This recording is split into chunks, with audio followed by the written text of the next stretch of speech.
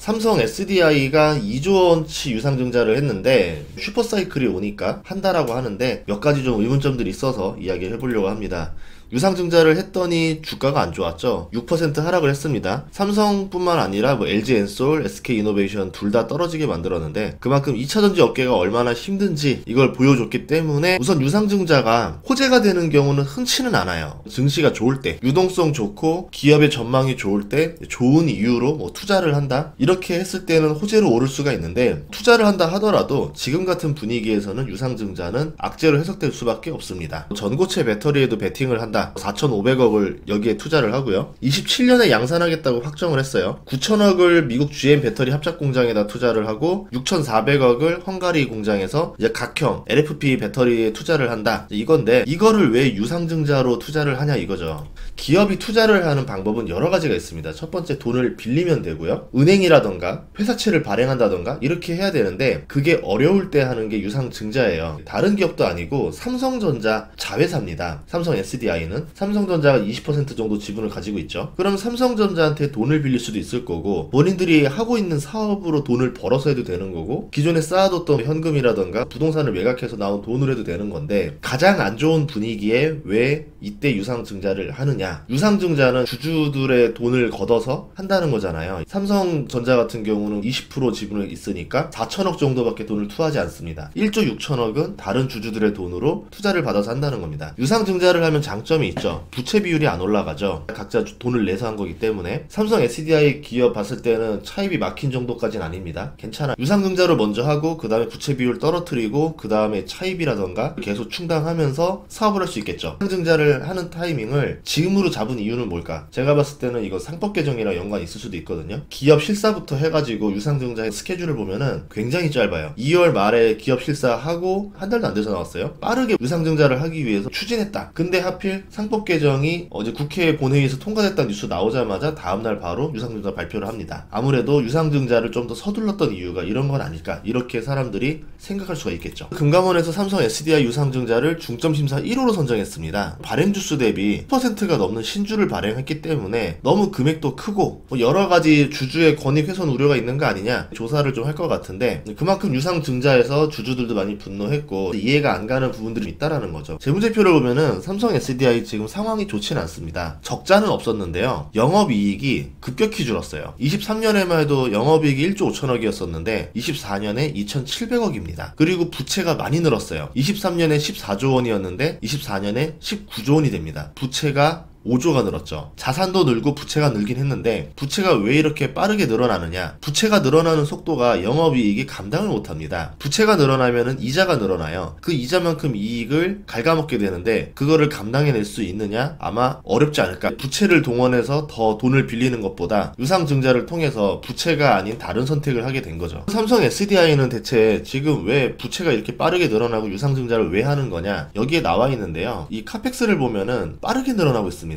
22년에 2조 8천억, 23년에 4조, 24년에 6조 2천억입니다. 자본 지출이 빠르게 늘어나고 있죠. 보통 이 자본 지출이 한번 잡히면은 계속 늘어나거든요. 그리고 지금 삼성 SDI 계획을 봤을 때 이 카펙스가 떨어지지 않을 것 같아요. 연간 6조 원씩의 돈을 계속 투자를 해야 되는 상황이 나올 겁니다. 그러면 어떤 일이 벌어지냐면 이자 발생 부채가 빠르게 늘어나요. 재작년에 5조 7천억이었는데 이자 발생 부채가 11조 7천억으로 6조가 늘어납니다. 이 이자를 감당할 수 있겠느냐? 영업활동 현금 흐름을 보면요. 마이너스가 떴었어요. 투자활동은 점점 늘어나서 지금은 5조에 육박하고 있죠. 그런데 재무활동이 같이 늘어났습니다. 투자는 늘어나는데 사업으로 돈을 못 버니까 이제 돈을 빌려서 이거를 충당하고 있다. 이렇게 볼 수 있겠죠. 부채 비율이 지금 빠르게 올라가고 있죠. 23년에 70%였는데 24년에 88%까지 올라갔어요. 100% 이내기 때문에 다른 기업들 대비 높은 수준은 아니라고 볼 수 있는데 향후에 이 속도로 자본 지출이 계속 진행된다면 부채 비율이 나중에 빠르게 올라가겠죠. 이 부채 비율이 올라가면 올라갈수록 돈을 빌릴 때 이자가 상승하게 됩니다.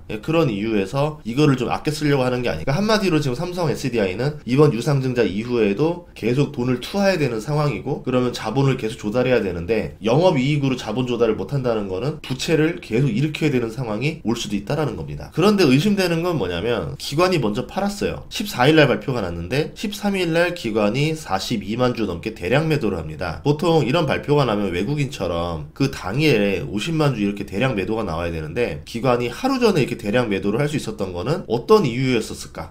실제로 기관과 외국인들을 보면은 2주 내리 거의 계속 팔았습니다. 23만 8천 원이 2월 27일에 고점이었었는데요. 그때 대비 지금 거의 20% 가까이 하락을 했었고요. 그렇게 된 이유는 기관과 외국인이 계속 팔았고, 반대로 기관과 외국인이 계속 팔았는데 누군가가 사줬다는 거잖아요. 개인들한테 물량을 계속 넘겼습니다. 그리고 여기 거래량을 보면은 보통 40만 주, 60만 주, 50만 주 이렇게 왔다 갔다 하는데 갑자기 유상증자 발표 하루 전날 100만 주가 터져요. 거래량이 평소 대비 두세 배가 터집니다. 정보를 알고 있었던 거 아닌가 의심이 되는 거죠. 그럼 같은 기간에 코스피는 얼마나 하락했느냐? 2.1%밖에 하락 안 했어요. 코스피 하락률 대비 SDI 주가가 10배가 하락했습니다. 이런 점을 봤을 때 기관 외국인은 유상증자의 징후를 파악했던 건 아닐까. 실제로 2월 24일 날 기업 실사를 했었거든요. 유상증자 때문에. 얘네 왜 실사했지? 이러면서, 물론 이거는 추정이기 때문에 뭐 확실한 건 아닙니다. 매출이 줄었는데 매출 채권만 늘었다? 그러면은 지금 팔렸는데 돈이 들어오지 않는, 그러니까 이 외상으로 되는 기간이 길어지고 있다라는 거죠. 근데 일반적으로 주 거래처라던가 이런 게 있다면은 외상 기간이 바뀌지 않습니다. 그러면 어딘가 다른 파이프라인, 모든 파이프라인에 대한 얘기는 아닐 거예요. 뭐 어느 거래처는 상관없는데 특정 거래처에서 돈이 들어오는 속도가 많이 늦어지고 있다. 그게 늦어진다는 건 뭐냐면 그쪽이 지금 대금을 지불할 능력이 없다. 이런 것들이 문제를 일으킬지 안 일으킬지 모르겠지만 의심을 해봐야 되는 것들입니다. 회사의 자산 내역을 보면은 유형 자산이 빠르게 늘고 있는데요. 설비 건물 자산이 급증한 거는 이제 공장을 건설해서 그런 건데요. 지금 해외에 공장 건설하고 과감하게 투자를 하고 있는 중입니다.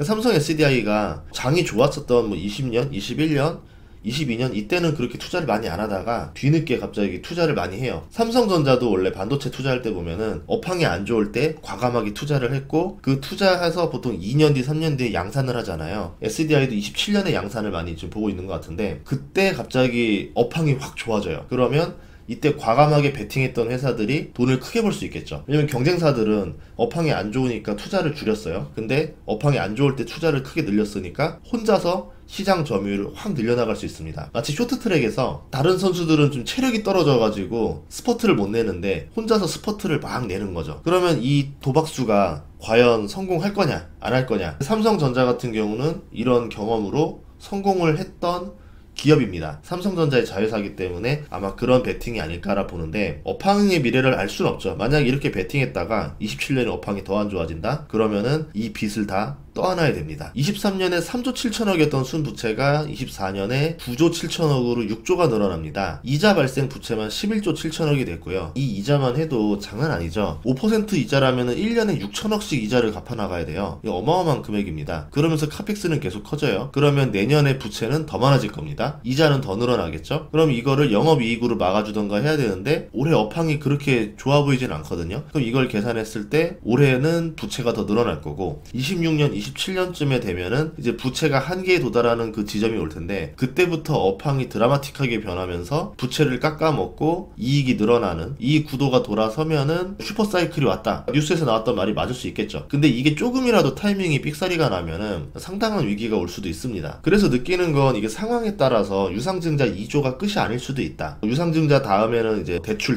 이런 식으로 해결할 수 있을 건데, 대출로 또 해결을 못하면은 또 유상증자를 해야 되거든요. 유상증자, 부채 유상증자, 이 패턴으로 가면은 주가는 어떻게 될까요? 안 좋아지겠죠. 아무리 투자를 하더라도 사업이라는 건 성공할지 실패할지 알 수 없는 거예요. 그런데 이제 투자자 입장에서는 그게 굉장히 불확실성으로 오기 때문에 더 주가에서 불안함을 느끼지 않을까. 상법 개정안이 통과되고 나면은 앞으로 기업들이 투자를 한다던가 유상증자를 한다던가 많이 어려울 거예요. 이제 그 뒤부터는 대출로 해야 되는데, 다음번 유상증자 때는 쉽게 통과되지 않을 거라고 예상을 하고 있습니다. 제일 걱정인 거는요, 그러면 배터리 업계가 앞으로 전망이 지금 밝으냐 이건데, 우선 당장은 트럼프 리스크, 전기차 캐즘, 경기 침체 우려 이런 것들인데, 시간이 지나면 경기 침체는 해결될 거고요. 경기 호황이 올 거고, 지금 전 세계에서 8천만 대 이상 자동차가 팔리는데 1,000만 대 이상이 지금 전기차잖아요. 시간이 지나면 전기차는 점점 더 많이 팔리게 될 겁니다. 그런 점으로 봤을 때 장기적으로 나쁘지 않을 수도 있다라는 건데, 문제는 배터리 업계가 중요한 게 아니라 이 기업이 경쟁력이 있느냐, 경쟁사를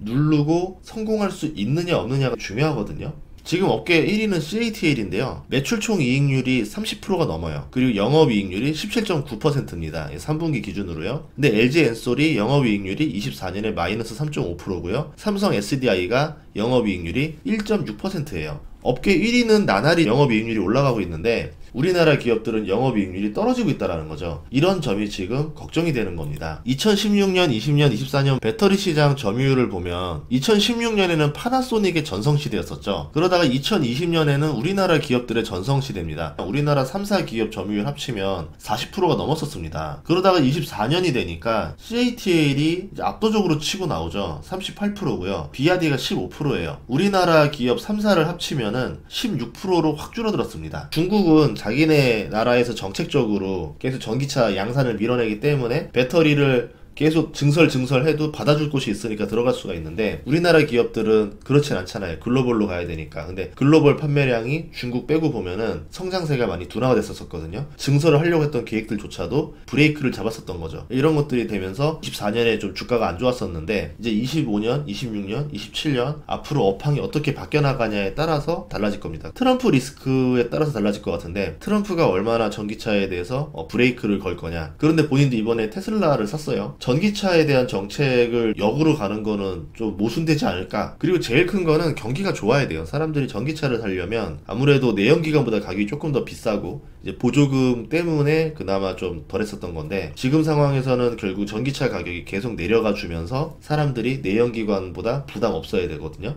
아니면 경제가 좋아져서 내연기관보다 1000만원, 2000만원 비싸다 하더라도 그 정도 탈 수 있지. 이런 자신감을 많이 줘야지 전기차 시장이 빠르게 성장하거든요. 이 둘 중에 무언가 하나가 이뤄줘야 됩니다. 우리나라 5대 품목 수출 비중 보면은 반도체가 가장 크고 자동차, 석유 제품, 일반 기계, 석유화학 이렇고 2차 전지는 약간 2% 안 됩니다. 향후에는 많이 늘어나겠죠. 향후에 늘어나야 되는 이 성장 업종이 지금 전망이 좋게 나오고 있지는 않습니다. 이런 것들을 좀 극복할 수 있을 만한 어떤 이벤트가 나와야 되지 않을까. 이런 것들을 봤을 때 지금 왜 삼성 SDI가 유상증자를 했는지, 그리고 유상증자를 하고 나서 주가가 왜 떨어졌는지, 그러면 그 다음에 유상증자가 이번이 마지막일 건지 여러분들이 예상을 해보시면서 투자를 이어갔으면 좋겠습니다. 다음 시간에도 좋은 정보로 찾아뵙겠습니다. 구독과 좋아요, 알림 설정 부탁드릴게요. 고맙습니다.